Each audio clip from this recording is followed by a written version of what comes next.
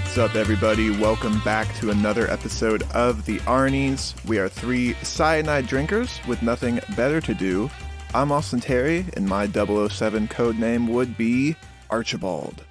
I'm Matt Johnson, and my 007 codename would be Larry Bond, James's second cousin. And I'm Keith Baker, and my 007 codename would be Chuckles. On today's show, we'll be continuing our series on Daniel Craig's James Bond with 2012's Skyfall. But first, Matt, how was WandaVision this week? WandaVision was pretty awesome this week. This was a good episode to review.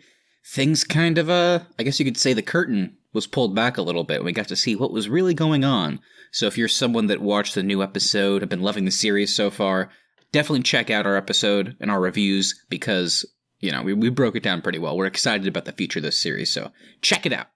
Yeah, man, WandaVision's getting good. This mystery's heating up. And of course, be sure to check out our recaps every Sunday. Okay, let's get things moving here. Last time we were talking James Bond, we of course covered the divisive Quantum of Solace. And now it's time for something with a bit more universal appeal. Today we will be discussing the critically acclaimed third outing for Daniel Craig as James Bond, Skyfall. We all loved Casino. I think we appreciated Quantum a bit more on a rewatch. And it's been almost a decade since Skyfall released to theaters. It was loved and universally praised at the time. So guys, what do we think? Does this movie still hold up since we saw it in theaters all those years ago? I do think it still holds up. Like I said, this is my favorite out of the four that are out so far. You get a lot of classic Bondisms in this one that we'll get into later. The story's great, the pacing's great, the different locations I go to are great. I enjoyed it all around.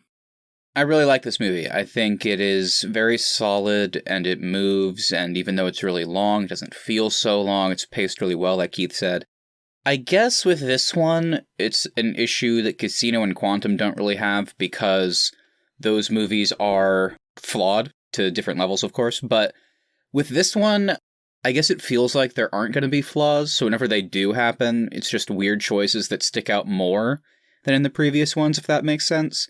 So there's just some weirdness to this movie, and there definitely are flaws for me, which I didn't, I guess, remember as much from previous viewings. And I guess my biggest complaint is a similar one that I had to Casino, which is the character of Le Chiffre, the villain in Casino Royale. Great performance, no doubt, by Mads Mikkelsen, but whenever you kind of look at that character, kind of try and track not only their motivation, but actually what they're doing throughout the movie, it is a bit weird, and it kind of, in my estimation, drags down the villain a little bit. It's kind of the same thing here. I think Raul Silva is a better villain, and Javier Bardem gives just an amazing performance, no doubt. We're going to be talking about that a lot, I'm sure. But again, kind of like, it's the motivation that's confusing. What the villain's actually doing is confusing, and the whole plan is just to kill M because she betrayed him. But whenever you kind of look at it, the villain doesn't seem as cool besides the performance, I guess is what I'm saying, so. I really like this movie. I want to make that clear. It's just on this viewing, for some reason, there were some weird things that stuck out to me. So we'll have to talk about that. What about you, Austin? What do you think? I had a great time on a rewatch with this movie. I think it's really fun. I think this is like for sure the throwback Bond of Daniel Craig. I think they carry forward a lot of the series traditions in this ones and bring back a lot of cool mechanics. My biggest issue with this movie, I think, is the pacing. It does feel a little overbloated, which is also something we talked about with Casino. All that being said, though, it's such a fun movie. Daniel Craig is just incredible in this one as James Bond. Judi Dench as M is also a standout, so I am excited to get into this one.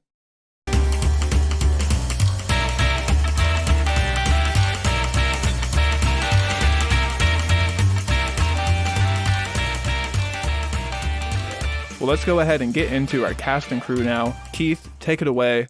Please tell me who stars in this movie. Yeah, so this one is directed by Sam Mendes. You probably know it from American Beauty, Road to Perdition, and etc., etc. Screenplay by Neil Purvis, Robert Wade, and John Logan. Composed by Thomas Newman, along with the James Bond theme by Monty Norman. Featuring Skyfall, written by Adele and Paul Epworth, and performed by Adele, obviously. Cast, we got Daniel Craig back as James Bond, of course, Judi Dench as M, Javier Bardem as Raul Silva, Ralph Fiennes as... What? I was so excited for Keith to try and pronounce that. It seemed right to me. Keith is not in the wrong. Everybody gets it wrong. It's Rafe Fiennes. It's spelled Ralph, but his name is Rafe Fiennes. But I wanted to see what he would do. I was so excited. Ralph Fiennes. Voldemort himself. He has a nose this time, though. To be fair to Keith, it is spelled Ralph. So Ralph is a fair guess there. Keith is absolutely in the right. I was just so excited knowing he would do this. I was so curious what he would say. All right. Rafe Fiennes as Gareth Mallory, who becomes the new M at the end. Naomi Harris as Moneypenny. Ben Whishaw as Q. Bernice Marlowe as Severine. Rory Kinnear as Bill Tanner. And Albert Finney as Kincaid. Guys, any of your highlights in the cast and crew here? I mean, I feel like I say it every movie, but guys, it's got to be Judi Dench. Judi Dench is the best part of this franchise, I think. I love her as M. She's so good in this one. She's almost a co-star in this one. Like, that's how much of a role she has. And she really makes this movie, especially in the third act. Yeah, I agree. I think we talked about it last week. I know the three of us each had kind of varying levels of, I don't know what you would say, positivity when it came to Quantum of Solace. But I do think the best thing they did there was put M in more of the forefront. And so this one, basically Quantum kind of walked so Skyfall could run, if you will. I think without the M role in that one, even though it was confusing at times with her level of trust towards Bond, that aside, I don't think this movie works without what they did there. And Austin's right. I think M is certainly a standout because of the role she has in this one.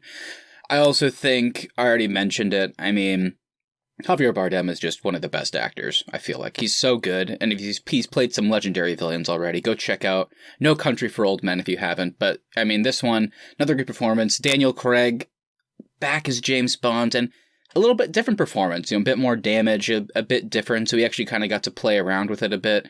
And, as you guys know, from our, I believe, I don't know what we ended up calling it, like most underrated movies or overlooked movies, I talked about one of my all-time favorites, Cloud Atlas, which Ben Whishaw is in. So him here is Q. I gotta throw him some love. Definitely the standout for me on this one, though, is Javier Bardem, for sure. And he is so creepy in this one. Like you said, Matthew, No Country for Old Men. Anton Chigurh. I don't know which one's creepier, Anton or Silva. I think Anton might be slightly creepier, just in the setting of No Country for Old Men. God, he plays both those roles. You forget that he's an actor. Yeah. Like, you actually are creeped out by this dude. Totally. Alrighty, guys. Let's get into now our Production Nightmares segment. I think we've got some production talk, and we've got some trivia put together. Take it away. So, the big one with this movie, there's kind of conflicting reports with this. People kind of talking about how close did this actually get to happening, and some people say not at all. But we got to talk about it. So, to play the part of Kincaid, Mendes cast Albert Finney, as we saw in the movie. The producers did consider approaching Sean Connery to play the role in a nod to the 50th anniversary of the series, but declined as they felt his presence would have been seen as stunt casting, and it would have distracted the audience. Some people also theorize that if they had cast him as Kincaid, this would have kind of brought about a popular theory in the James Bond community. I don't know if you guys know that. So Daniel Craig's James Bond is a code name, essentially. And all the previous Bonds we've seen, Pierce Brosnan, etc., going back, those were all different people. And it's like, this is all one world. That's a theory people have. So people are like, oh, they're going to cast Sean Connery. He's going to be coming back as his Bond that's out of the game now. And they didn't cast him. So it's just kind of a weird story. So it never ended up happening, but it kind of got people talking. That's so crazy, because when Kincaid is introduced in the movie, I was literally thinking this is a perfect spot for them to have an older Bond, like to have Sean Connery in that type of role. That was my first thought, because I had forgotten about that character being in this movie on a rewatch. I get what they say about maybe distracting the audience, though. Yeah. I'm kind of glad they didn't do it, but it would have been cool. And there was one moment where Kincaid has a line that says, "Welcome to Scotland," after he blows two guys away with a shotgun. Like, I was thinking, man, that would have been perfect line for Sean Connery. Welcome to Scotland. But, no, I think in the end, I am glad they had Albert Finney in as Kincaid. Yeah, I agree. But it would have been cool. I do get that. So, here's one we got here. Daniel Craig, I don't know why I even wrote this one. I just thought it was so cool. Daniel Craig performed most of the stunts in this movie, all the ones he could, And he did actually do the one where he jumps and slides down the escalator rail. I was like, Jesus. I was like, because that stunt looked really cool. So I was like, good for you, Daniel Craig. What'd you guys think of like the stunts in general in this one? Right from the get-go, just the action and stunts in this movie are top-notch. I feel like they were almost trying to like outdo the past two movies, but they also still made everything feel grounded. So the stunts are just incredible. But back to that sliding down the escalator thing, every time I see that stunt in a movie, because it is kind of a common stunt, I'm always wondering, like, is that actually possible? Like, would you really slide like that down that thing? It kind of makes me want to try it. I've seen the escalators, and they usually have those bumps now. So you can't like do every that, 2 basically. feet. That way you don't do that anymore. Maybe too many people saw Skyfall and they were trying to do it afterwards. I wouldn't be surprised. I mean, this movie made like over $1 billion, so maybe. Oh, we're going to talk about that. And just to add to that point, Matthew, I also read that Daniel Craig also performed some of the rooftop fight on top of the moving train that was going around like 35 miles per hour. Golly, this guy's like a secret Tom Cruise, I guess. We didn't realize it. He also doesn't have as weird of a regular life persona as Tom Cruise. So maybe we should put Daniel Craig into the Tom Cruise limelight. I think it would be better for everybody in general. We'll get it. We'll talk to some people. We'll make that happen. All right, here's some quick hits for you guys. In 50 years of James Bond movies up until this point, of course, in 2012, this is actually only the second time in which Bond suffers a gunshot wound. He was shot in Thunderball in 1965. This is the only other time he's ever actually been hit by a bullet. I was like, how's that possible? So that was interesting. I love that scene, too, when he drops down and then just fixes his suit casually, even though he's bleeding out of his chest. So good. So good. Kind of another weird thing along the same lines. This is the first time a character is audibly heard saying the F word in a James Bond movie. M says it during the third act. It does happen in The Living Daylights from 1987. That time Bond was played by Timothy Dalton, and he clearly says for fuck's sake, but it couldn't be heard due to a plane engine noise. It kind of goes back to what we talked about with Casino, where this is weirdly still viewed as a family-friendly IP.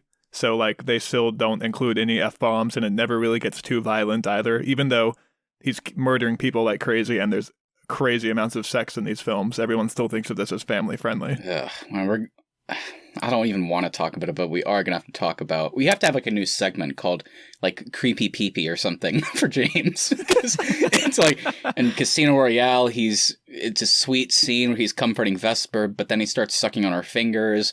In Quantum, he was relatively uncreepy, in my opinion, except for when he just randomly makes out with Olga Kurylenko at the end, and she looks surprised. Ugh.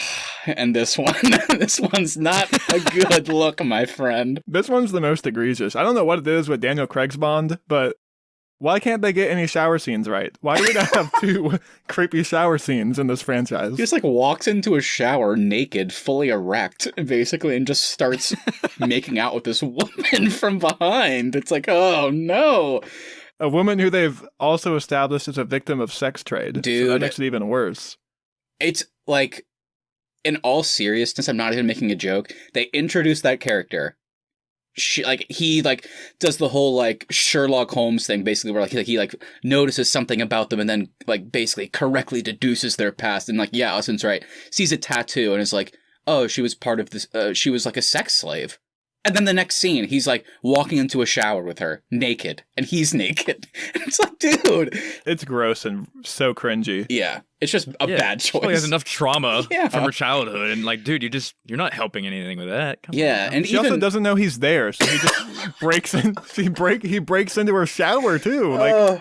It's bad. It's a bad scene. Like, no knock on the door or anything. Just walks in. Just She's walks like, oh, hey. in. How many people did that scene pass in the editing? That's the and big not question. One person was like, hey, this may not be a good thing to leave in here. Yeah. Oh, my God. All right. Well, Austin says it's the most egregious. I say it's the most egregious so far. I think Keith might be with me, though. There's a scene in Spectre, which is borderline... It's like borderline... Whoa, like, this is bad. This is not a good thing to do. So, we're going to have another creepy peepee segment with Spectre, so look forward to that, people. All right, so Daniel Craig said that he was worried about delays in the production and was eager to get back into the role because he was 43 at the time, and he felt he was getting too old to cope with the extreme physical demands of playing James Bond, which made me laugh because, like... No Time to Die is coming out 10 years later, so he's like 53, and he's still doing it, so good for him. Just two quick ones. Daniel Craig had told a big-name magazine that he wanted this one to be his third and final Bond movie, saying, I've been trying to get out of this from the very moment I got into it, but they won't let me go, kind of half joking. But they ended up signing on for Spectre and No Time to Die, which kind of goes back to your thing what you said earlier, that he was kind of already feeling weathered from doing the Bond movies, and he was kind of old. I mean, he's talked about in Casino that he felt like he was in a constant state of pain. So then imagine duplicating that feeling for 4 more movies. My last one here, just a quick, which I thought was kind of cool. Adele was pregnant when she recorded the theme song, and in an interview, she said that her pregnancy hormones caused her voice to go deeper, hence why her singing tone in the song is so low. She also said that she's not able to recreate that low tone, so Skyfall is kind of an original song for her in a way. With that tone of voice, which I thought was kind of cool. It's so damn good, too. It's kind of like what you want from a Bond theme, like we've talked about before. Like, it feels half of, like, a song that Adele would sing, just, like, on a normal album, and then half it just feels, there's just a Bondness to it, if you will. It just feels like it has to be a Bond song. So they nailed the balance, and just the intro itself this time around, it just looks great. I just love the visuals they picked. They nailed it. This was the first one to win the Oscar, obviously, and deservedly so. I love how the visuals in the opening theme tie into kind of an ending scene in the movie, too, with him underwater. I thought that was really cool. Oh, yeah, it does. I didn't even think about that. I also, they've been doing this in the past 2 movies, but this is also my favorite example of how they not only use, because they use the Bond theme in the movie more this time, which I really like, but they also use Skyfall orchestrally throughout the movie. And dude, that scene when he's going to that casino on the boat, and it literally somehow seamlessly transitions from bum ba dum bum bum bum, like the Bond theme, into Skyfall orchestrally. I was like, oh, so good, dude. Just the music in this movie's top notch. This is the best soundtrack, for sure. They did change composers this time, which I noticed. It was David Arnold the last 2 times, and this time Sam Mendes brought in Thomas Newman, who he works with a lot, so might have been a good change. I think David Arnold did great, but this was, I think, it did feel noticeably better, for me at least. Well, guys, thanks for sharing your trivia with me. Let's break down the critical reception now. So Skyfall released November 9th, 2012. It made $1.1 billion against a $200 million budget and was the second highest grossing film of 2012 behind The Avengers. Can you guys guess what the movie in a close third place is from 2012? Dark Knight Rises. That is correct. Dark Knight Rises made $1 billion worldwide, whereas Skyfall made 1.1, so just barely passed it for that year's totals. Austin, before you continue, this actually might be a perfect transition. I can't believe we didn't talk about this. It's not a long story, but should we inform the audience of our journey, you might say, of us trying to see this movie back in 2012? I think the thing that may have spurred your memory there is because we also waited 12 hours in line to see The Dark Knight Rises. But yes, Matt, please break down our adventure trying to see this as some young Arnies. All right, so it's a pretty quick story, but I want to just lay it out and you guys tell me what you remember.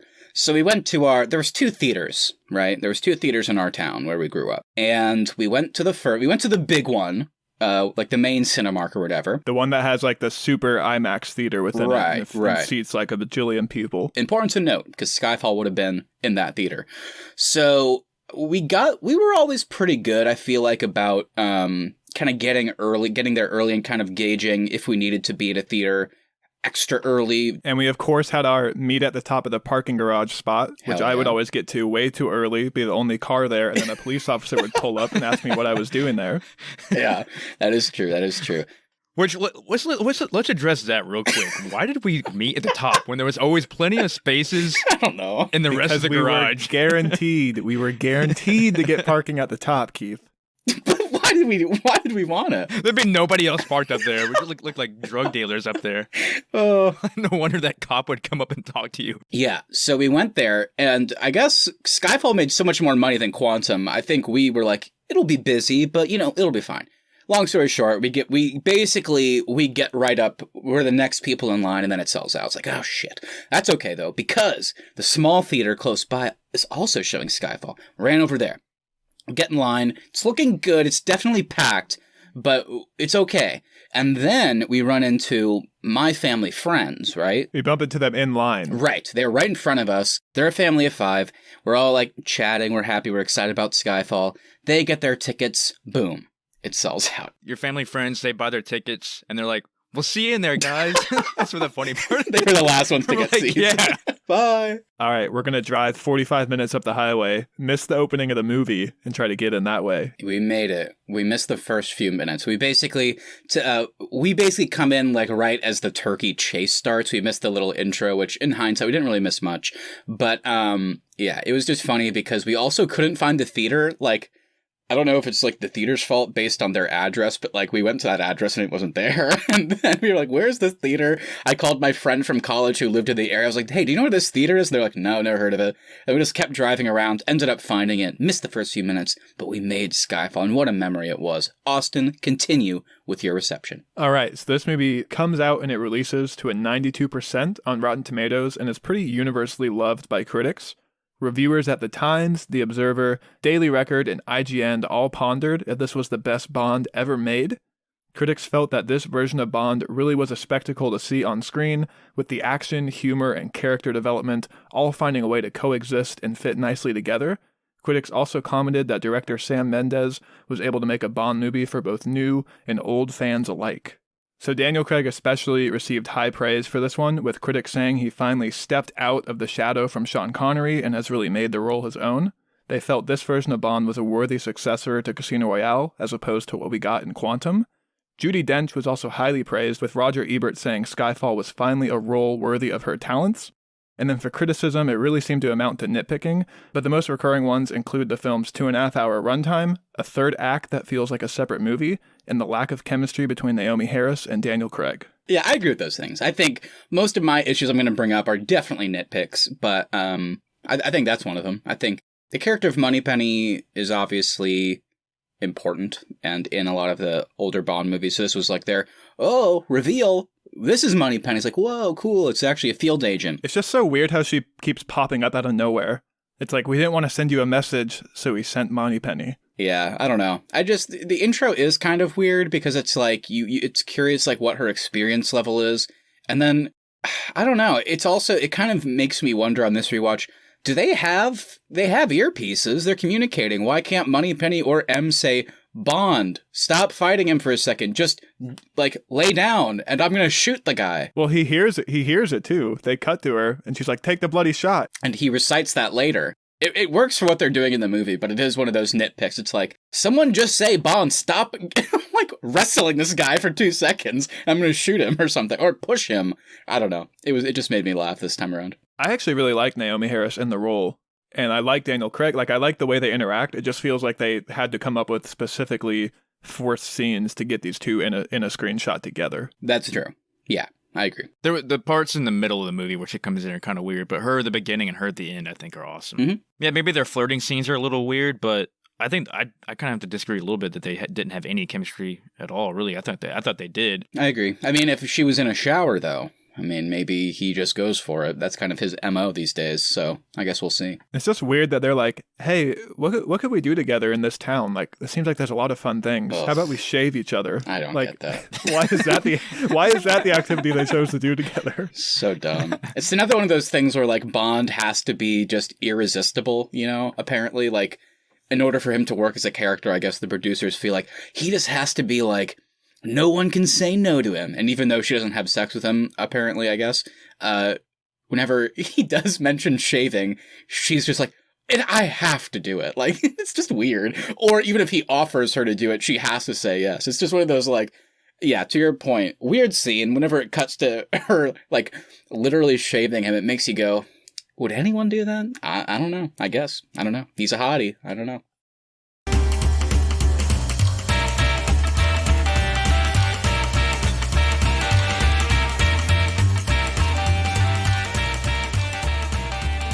We're about to jump in here to discussion, but before we do, remind everybody what happened in this movie.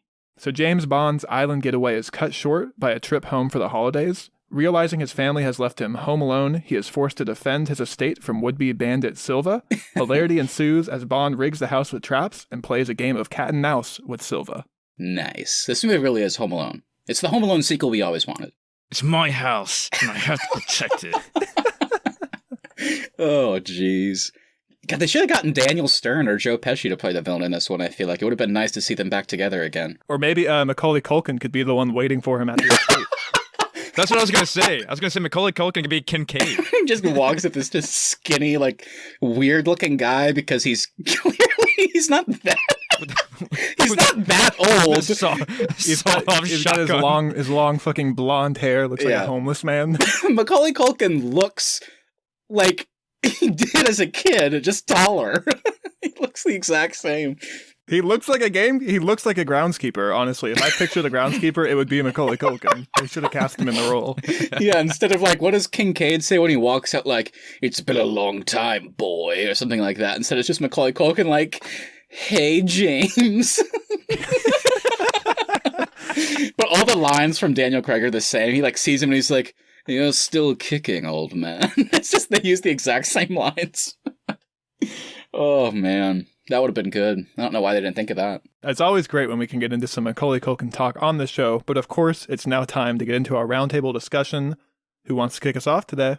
Let's talk about the opening sequence in Turkey, leading to Bond's death and resurrection. I thought the action in this scene was awesome. The car chase scene, the motorcycle chase, and especially the fight on the train. Also, it's a great intro into Moneypenny, and she ends up becoming one of my favorite characters, which we've already kind of touched on.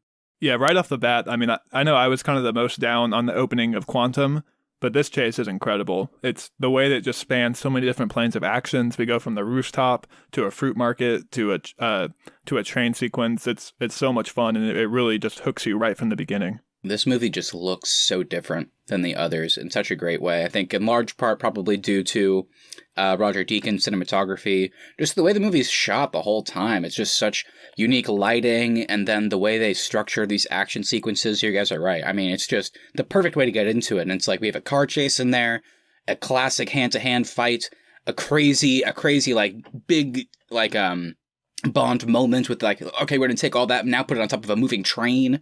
Like, I don't know, it's just so cool. I love the part, it's just a little thing, but whenever they both are fighting and realize they're about to go in a tunnel and they both just fall flat, I was like, that's so cool looking. Dude, that made me jump.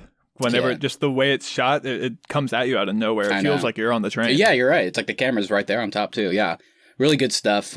Just the perfect opening. I will say though, and there might be a few moments of this, again, like I said at the beginning, I think this is a great movie, there's no doubt. One of my favorite Bond movies, definitely.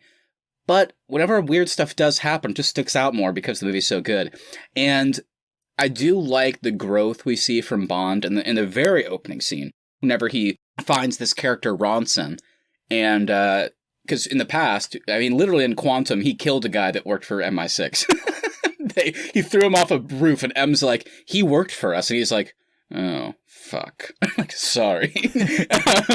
And this time, he clearly genuinely cares about other people, which is nice to see. He tries to save him. He's prioritizing saving this guy's life instead of continuing the mission. I love that. M, of course, as the boss, is like, keep going. And then we find out Ronson dies, right? And then later in the movie, there's a part where M reassigns Bond, and she's like, track down Patrice, get the hard drive, and terminate him for Ronson. And it's supposed to be like this big moment. It's like, why do you care? It was your fault. I don't know. It's just the weird things stick out more. You know what I mean? It's like, she shouldn't be saying that. She killed him, basically. Yeah, it's kind of weird that they like reverse the roles too, like you said, Matt, because in Quantum, Bond doesn't give a fuck about anybody that's in his way. Then M is the one that's chastising him. But then in this movie, they flip that role. So now M is supposed to be the cold hard boss, and Bond is supposed to be the caring field agent. And it is a very quick reversal. I think in large part they do that because, of course, they reveal that the villain was someone that was like a James Bond level agent earlier. And he was, I guess, doing his own thing, and he got in trouble, and she traded him to China in order to get back some other agents. So it's like, I think they introduced some of these elements so it was more believable when you find out that M had betrayed this guy in the past, and she was cold. So I guess that's why they did it. It doesn't always work, and in some ways I think it cheapens the ending a little bit on a rewatch, because it's like she is so cold in this movie, like more so than the past two. So whenever she does die and there's these sweet moments between her and James Bond, it's kind of like, but I don't know, they went a little bit too hard with how like, just how cold-hearted she can be at times. So yeah, I agree. I think it's a very fast change. It works for the most part, but that's a weird one. The Ronson thing, just like, let's get back at Ronson. It's like, what? I do think they do a good job of making the events of the film play into why M is being colder, though, because not only has she just lost one of her favorite agents, but then she's also coming under fire from Parliament and being told that there's no longer a need for her. So she kind of does have to distance herself and really kind of like square her shoulders to get ready to fight back. Well said. That's a good point. I also really enjoyed his like resurrection. Like, you know, he's living in Turkey, I'm guessing for maybe a few months. I think 3, they said. I think maybe 3. 3 months. Maybe. But yeah, then he comes back and he breaks into M's apartment again for a second time, and he looks like shit too. And it's like, that's realistic. He looked like he was 80 years old. Golly, like he actually looks like he got shot in the chest and like has been on sabbatical for a while. In addition to you saying he looks like he's 80 years old, I then also love when he has to take the fitness test, and it's so clear he's failing every single metric, and he just looks like an old man. Like they might as well give him a cane when he's walking around here. Someone just walks up and hands him a cane. On top of that, though, I also do love then how he goes into the bathroom and just pulls out the bullet, and he's like, just get this analyzed. Oh, yeah, that's right. He's so badass. It's like, why'd you leave that in? That's what I was wondering. Why is the bullet still in there? Probably so it could be analyzed. He probably left it in there knowing he'd have to take it out. He wanted to feel it. He wanted to feel the pain of his betrayal. But it's like, why can't you just take it out, put it in a bag, and then get it analyzed later? Maybe he was worried he was going to lose it in his drunken stupor, Keith. He always plans ahead. I mean, what if that scorpion had taken him out? I mean, this guy, he's not prioritizing his life right now. I also love the scene where he does the actual, I don't even know what you would call it, really. I guess like the psyche evaluation, and the guy's like doing word association, and it's just very simple. He's giving answers that like are just, he doesn't care. He's just saying things. Then it gets to M, and he's like, bitch. And Skyfall. And you guys remember the first time we saw this? Because, I mean, obviously on rewatches, it's kind of hard to evaluate that. But whenever he says Skyfall, you just see a different look than we've ever seen on James Bond before. And whenever they reveal later, oh, Skyfall, because Bond titles are usually something really stupid, like the world is not enough, like, oh, great. Octopussy. Yeah, good example. Whenever they revealed the title was Skyfall, it's like, oh, it's going to be like Bond's world is crashing down or something like that. But then it's an actual place, and it was cool. I liked whenever they said the word Skyfall. I was like, oh, what does this mean? And on the first time you seeing it, like, that reveal at the house was like, oh, it's pretty cool. Yeah, I like how it's a subtle reveal, too. Like, they just pan over the name, and then they don't really reference it again. I think that was awesome. I know. There was a line cut from the film, from the, what we probably should be calling the Culkin cut, whenever he gets there and he sees James, and he's like, oh, you're still kicking, old man? And he's like, it's just been so long since you've been to Skyfall, James. And then like, he pauses and goes, you know, Skyfall, your childhood home, where we are right now, remember? So speaking of, we just talked about that whole psych evaluation scene. We really do see a more damaged Bond in this one. And that's something they've kind of been toying with a little bit at Casino Royale and particularly Quantum of Solace. And I guess the whole trauma of him almost dying and feeling like M kind of betrayed him a little bit. And then the whole, like, how it actually does form into childhood trauma as well. And how this all connects and lumps into one character, of course, being James Bond. How'd you guys feel about that? Like, seeing this kind of new take or different version of this character?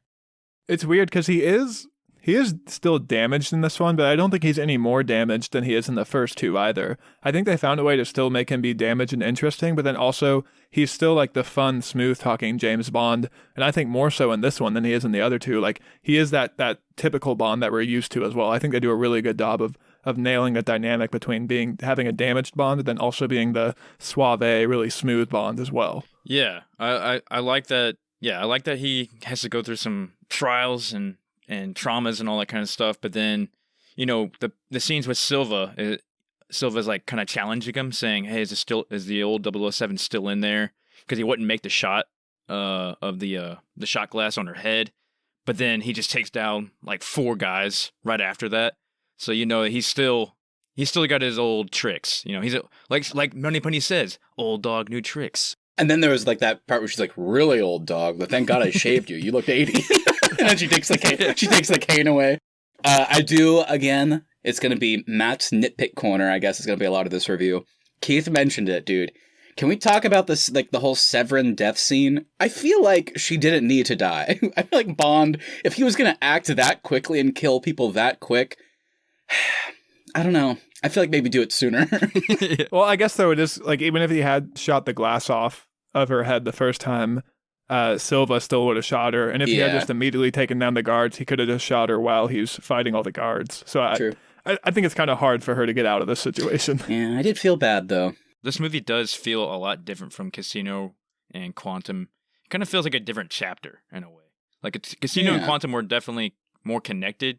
This one distinguishes itself a little bit more. It's also probably because Daniel Craig isn't the writer for this movie either. Like, you can definitely tell if you watch Quantum and then you watch Skyfall, like, what a difference writers make. Like, there's a clear plan for this movie. We're not just using action to get away from the fact that there's no story. Like, everything feels pretty important in this movie, so... Gotta pay those writers, guys. Gotta pay those writers. Also, why it feels different, I think it's because Quantum is a direct sequel in most ways to Casino. And this one isn't. This one's like the Dark Knight, whenever you compare it to Batman Begins. Dark Knight really isn't a sequel. It's kind of just its own thing, just with the same characters. And I think that's what this movie is. There's no continuation with Mr. White, which, remember, he's still alive in Quantum. He's still out there. There's no continuation with Quantum as the organization, which we know is still out there. And, like, that's kind of a big... We should probably close that. But yeah, they just opted to tell their own story. And we'll see if anything comes back in Spectre. But I think it's just a good palate cleanser, you know? It just kind of takes us away from what we've seen and gives us fresh take, new story, but same characters. Daniel Craig also, like, hired Sam Mendes for this movie. Like, the studio let him pick the next director. And so he picked Sam Mendes because they both have an affinity for James Bond and really wanted to make a good Bond movie that they were both proud of. And then, unfortunately, he did Spectre, too, so we'll have to talk about that. God, I hate Spectre, dude. I do not want to do it. I can't wait for the review, though, but I hate that I'm going to have to watch Spectre again. Also, just a fun fact and a quick movie recommendation for you guys, if you haven't seen it, and everybody out there listening. Daniel Craig picking Sam Mendes makes sense because if you're someone that's looking for a different Daniel Craig role, Sam Mendes directed the Tom Hanks gangster movie Road to Perdition, in which Daniel Craig plays a villain in a very different role. So they had worked together before, and it was cool that he brought him back. Very good choice. If you also want to see another movie at the beginning of Bond's career, you can check out one that me and Matt randomly watched together one night, Defiance. And I think it's better than people give it credit for. I haven't seen that one since we watched it. I think that might have been like the first movie Austin and I ever watched together. That was like our first, like, do you want to come over and stay the night in my house? I was like, okay. And then we ended up watching Defiance. So yeah, good memories. Well, you remember the movie that you and I first saw in theaters together, Matt? I do. It was, I believe stop me if I'm speaking out of turn here, but the modern classic, G.I. Joe, Rise of Cobra. Oh, man. Correct. The one where you choked on popcorn and I, like, slapped your back and it didn't do anything. And I was like, oh, no. All right. I think one of the biggest reasons this movie really made it for me is the callback to the classic Bond settings and gadgets. And we get some new characters in this franchise that are, you know, old characters from the other franchises, like Moneypenny and a new M and Q, of course. The old car with the old guitar Bond theme song was probably one of my favorite moments in this movie. I thought that was badass. Like I said at the beginning, this one really is the throwback Daniel Craig Bond in all the best ways, too. Like, none of this is fan service either. Like, it kind of all makes sense for the plot. Like, they found a way for it to feel necessary, which I appreciated. And also, I didn't realize how much I missed having the recurring Bond theme throughout the movie. Until it started playing in this one, because you don't really have it in the first two. They subtly do it, but in this one, it's definitely more prominent. I think another important thing to note, though, is that they still didn't go overboard. They brought in all these kind of throwback elements, but it does feel like it's in line with the Daniel Craig version of the Bond universe, which they set up as being more grounded with Casino Royale. So in the end, it's like you get 3 gadgets this time. You get a small radio. Just a radio, though. You get a gun. It's just a gun. But it does have the whole fingerprint element to it. And you get the car. Just a car. Classic Aston Martin. But it does have Gatling guns. So it's like, it still feels grounded, but we are getting the whole Q element, the gadgets for the first time, these throwbacks. So, I don't know. Just a great balance. You know, it didn't feel like I was watching this and I was like, this should be in a Pierce Brosnan movie. It felt like, oh yeah, this is Daniel Craig's universe, but it does feel like these elements added to it in a good way. Yeah, and on that note, I think Q has the perfect line when he's like, "What were you expecting? An exploding pen?" Yeah. Like that's kind of a line for the audience where he's like, Dude. "This is a grounded Bond," you know, like Q's great in this. That's movie one of my too. favorite scenes. The Q and Bond meeting In the is so art- good. Whenever art like, gallery, yeah. Because Bond almost walks away because like he's like creeped out that someone's sitting so close, and he's like, "There's no way this can be the guy." Oh, you mean he doesn't like it when somebody comes up behind him and kind of sneaks? Yeah, in next to him? Bond. Wow. Creeper. You gotta take what you give, partner. Yeah, I just think the lines in this scene are so good. They're just kind of like poking at each other a little bit. And what is it? It's like he talks about Q. I like how Q's just like, I can do more in a like before I have my Earl Grey tea than you can do like in a year in the field, like in my pajamas as well. And Bond's, and then he's like, Bond, of course. He's like, why do you need me then? And he's like, sometimes the trigger has to be pulled or not pulled. And then they do the classic, and they look at each other, they both smile. And I like that Bond says it first. Bond's like, Q, and he's like, 007, shake hands. I was like, yeah! I was like, it's so cool. I love it. Their relationship is awesome. And I also love when Q's talking to him over the microphone while he's walking through the tunnels. And he's like, open that door, Bond. And Bond's like, it's not opening. And he's like, put your back into it. Yeah. So great. I will say, as a teaser, so nobody chastises me for my hate of Spectre, one highlight in Spectre is the Bond and Q relationship is still top tier. Okay, so we've had our M talk. We've had our Q talk. It's now time for the obligatory villain talk. What do we think about Javier Bardem as Silva? I like the idea of a scorned former MI6 agent. I think it's really cool and well executed. I also love him like kind of always being one step ahead. I do think the performance gets a bit silly at times. And kind of while I was watching this movie, something I was thinking about was it would have been really cool to have Mads Mikkelsen play this villain instead of Lashif in Casino. I mean, I could see that, but I like Silva though. I like Javier Bardem as Silva in this one. His plan is so weird. Yeah. The end game is for M to shoot herself, but also kill him. Yeah, He wants to die with her, you know? What? Yeah, it was very mommy issue, dark weirdness going on there. I don't know how to describe that. I kind of wish there was something a little bit bigger of a plot going on behind the scenes. This is the most grounded villain plot for sure. Like, it's not world ending. It's solely targeted at M and MI6. I mean, it is. It's weird because he's actually a cyber terrorist. Like, he is. That's what they call him. And it's like, okay, so he's been doing this, and it's like, why hasn't he killed M already? You know, it's like, it's one of those weird things that movies do, and I don't blame them. It's so hard to not do this, but it's like, if this makes sense what I'm about to say, when we meet the villain, that's when his plan starts, which makes sense, because we are the audience watching the movie. But in the world, why hasn't he done this already? You know what I mean? Does that make sense? It's like, it makes it even weirder whenever his plan does start happening, like Austin said, because it's like, so he has been a cyber terrorist, and then he just, on a whim, is like, today's the day I'm going to enact my M plan. It's like, why? And now we're watching it, and then the whole movie is that. And it's like, okay. So yeah, like, I like how Austin said it. It's like, there's really not much else this character is doing except trying to kill M. And I like that it is a personal story, but it ultimately, I don't think it comes together super well. And his plan, like you said, is just so weird with all the different attempts he has to kill M. And it's like, oh, he's pretty good at this, but then he's not. It's like, the guy seems so smart, but ultimately, like, a couple fire extinguishers going off that Bond shoots, like, ruins his day and ruins his plan to kill M. It's like, okay.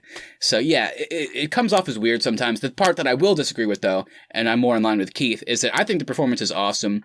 It is super hammy and kind of goofy, but that's kind of why I like it. I think it gets so over the top for me. It especially is, towards yeah. the end, when he's just, like, whining, like, he's just whining into the camera, like, M hurt me!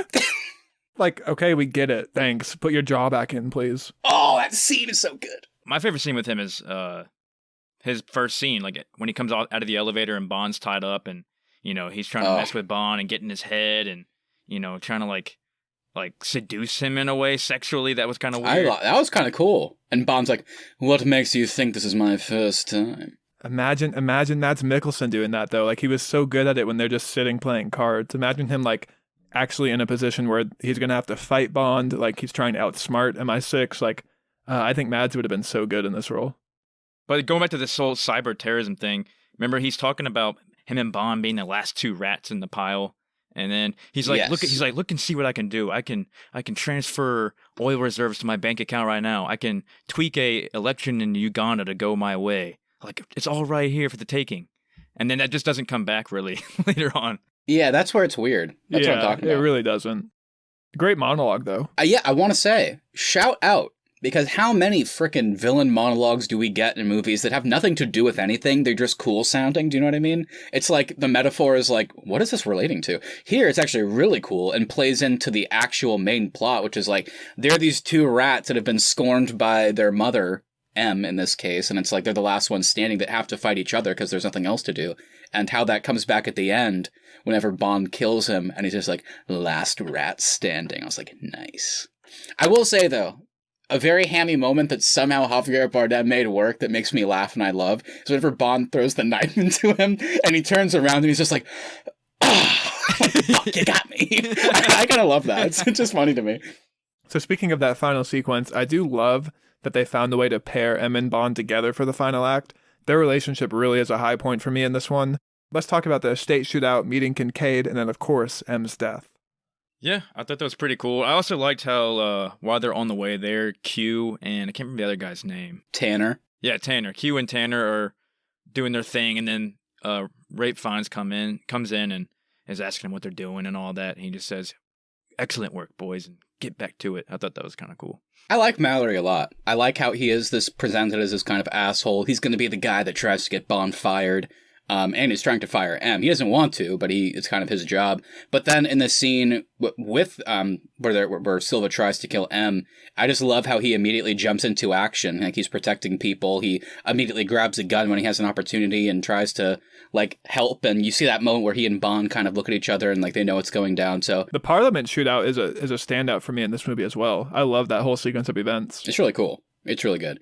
And then yeah, like you said, whenever they do the whole encouragement, he's not going to chastise them. It's pretty cool. Yeah, so I like the lead up to Skyfall as well. I mean, what'd you guys think about the whole? Let's talk about Kincaid as a character. It's kind of weird for me. It just seems kind of unnecessary. Why do you guys like it? Because I guess he's more there to have a direct connection to his past besides the house, someone he can kind of talk to, if that makes sense. I don't know. Do you guys like that? I really like Kincaid in this movie, but I do agree with the critics here that this whole sequence of events feels like a different movie. Like, we go to the estate. I love it, but it doesn't really jive with the rest of the film. Like, this one feels like a Home Alone movie. Like, we're joking, but it really does. It feels like a different movie. Yeah, I like Kincaid, and I like that he was kind of giving a little bit of a backstory in the house and all that. Because whenever Bond died, they sold his flat in London, and he also had this house in his name, which I'm glad they said that. So because obviously he was still paying Kincaid to be there and take care of the house while he wasn't going to be there. And there was like real world consequences almost in a way for him actually dying. So they kind of played into that element of selling off possessions and stuff. And of course, the only gun left is his father's like hunting rifle. So of course, him using that's probably a big deal. And yeah, as for moving on, because those are the weird elements for me, kind of all that setup. But the actual action here is pretty damn cool. I really like it. I like seeing the way these little booby traps kind of play out, how they actually are put in use is cool to see. And Bond's action here, bringing in the car with the Gatling guns, classic, really fun. That was cool. And then yeah, like you guys called out earlier, I love the scene whenever he finally does make it to the ice, and then just immediately grabbing the guy's gun, shooting the hole in it, and then falling down. Just looks so amazing. It looks so cool. But again, my friends, it is time for Matt's next nitpick. Kincaid, what the fuck are you doing? I get it. You need a flashlight to see your way through the tunnel. Cool. Why are you still using it outside? Silva literally looks over and goes, there he is. What a fucking idiot. He's the reason M dies. So stupid. Something that was making me laugh, though, is before Silva sees the flashlight and he, knows M isn't in the building, he turns to his men and goes, nobody touch her. She's mine. And then just starts throwing 15 grenades into the building. He's gonna kill her. He doesn't know that she's not in there. Oh. That was making me laugh so hard. Yeah, then the light shines and he's like, Mommy's calling. He goes over there. So whiny, dude. So whiny. I love it. Though. And then Bond returning, of course, I mean, I guess now we got to talk about the death. I mean, this was another thing, like we talked about with the whole Skyfall reveal kind of being an actual thing instead of just like a cool Bond title. But the whole M dying thing, I mean, obviously at this point it's common knowledge, but that first time seeing it, shocking. Definitely for me. I never thought this would happen. I kind of assumed, I knew Judi Dench was getting older and she didn't want to keep going with the part, but I guess I just imagined that, I don't know, like the next movie would start whenever she didn't want to do it, and then they would say, oh, that M died, here's the new one. But yeah, dies on screen, and it kind of pays into the whole emotional relationship that these characters have been building. A little bit Casino, mostly Quantum, and of course a lot here. And I think it's just a great scene. I really love it, and seeing Bond actually kind of break down at the side of this is another really cool, different take. So talk to me about the actual kind of Silva dying and then M dying and how that kind of all played out. What'd you think? I love M's death. I think it's almost the only way for this relationship to culminate from what they've been building in the past two movies. Like, this is the scene where they get their reconciliation, they get time together in this estate, and they both get to kind of defend each other in a different way as well.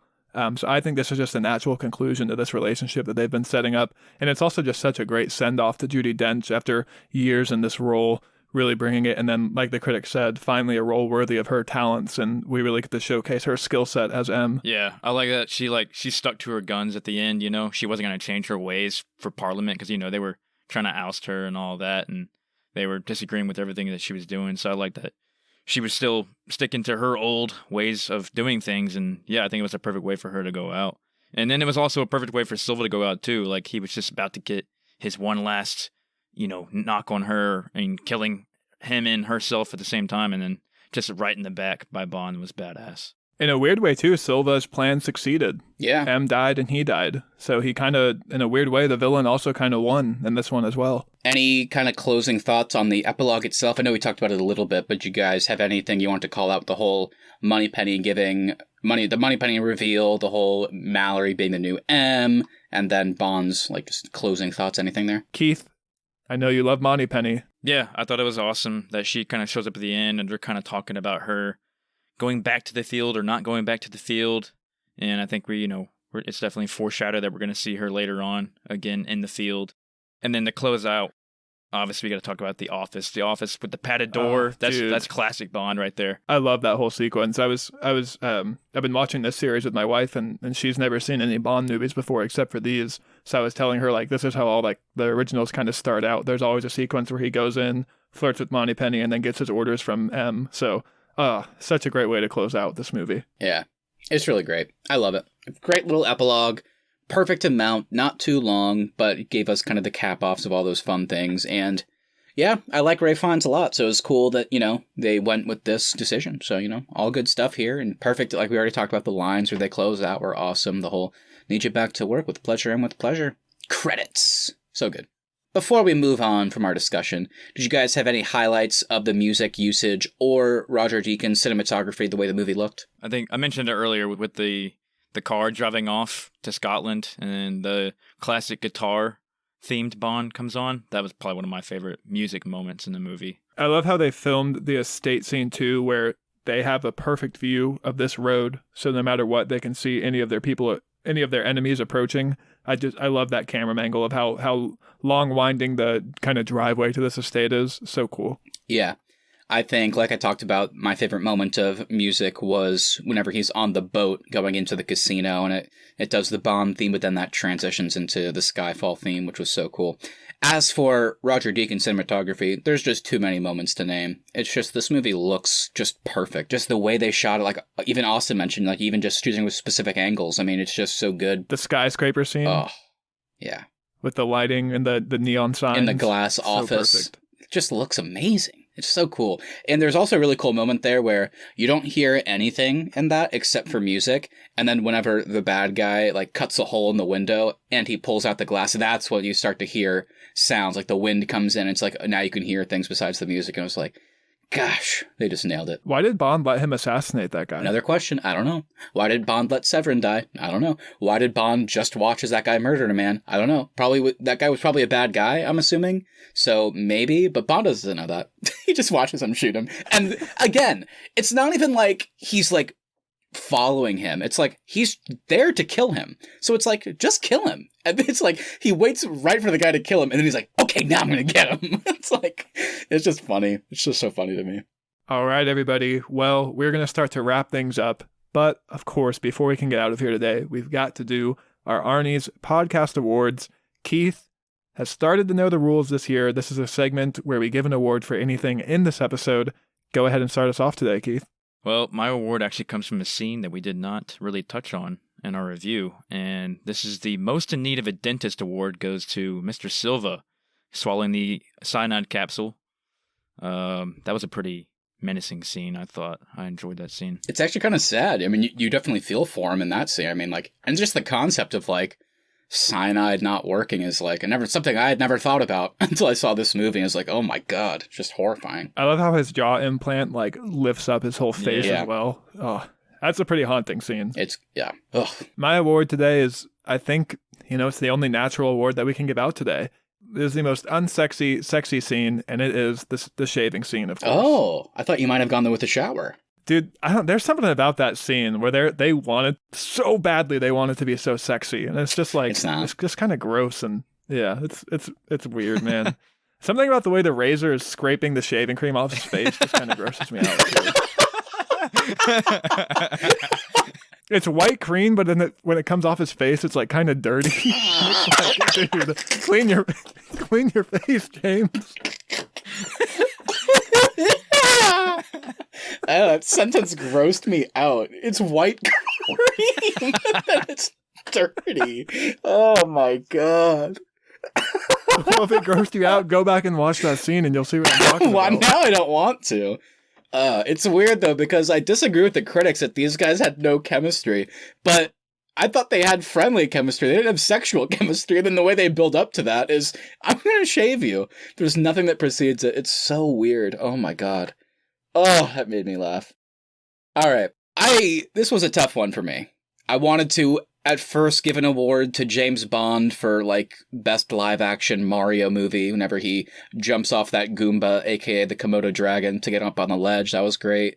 There was some other ones in there. I thought Silva might have deserved one for best hair or something like that, best bleach job.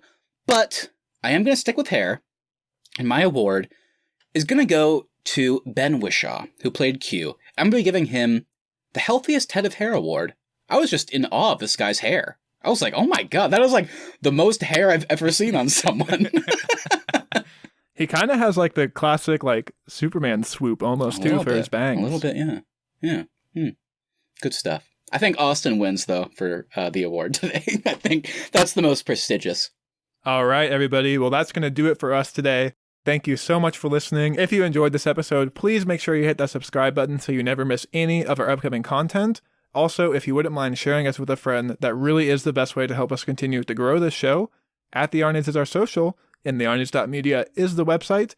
Next week, we will be back on Tuesday for the second part in our Dungeons & Dragons adventure. That's right, and our guest host will be returning, Dungeon Master Nick from the Very Good Adventuring team, so look forward to that. And yeah, we also have WandaVision.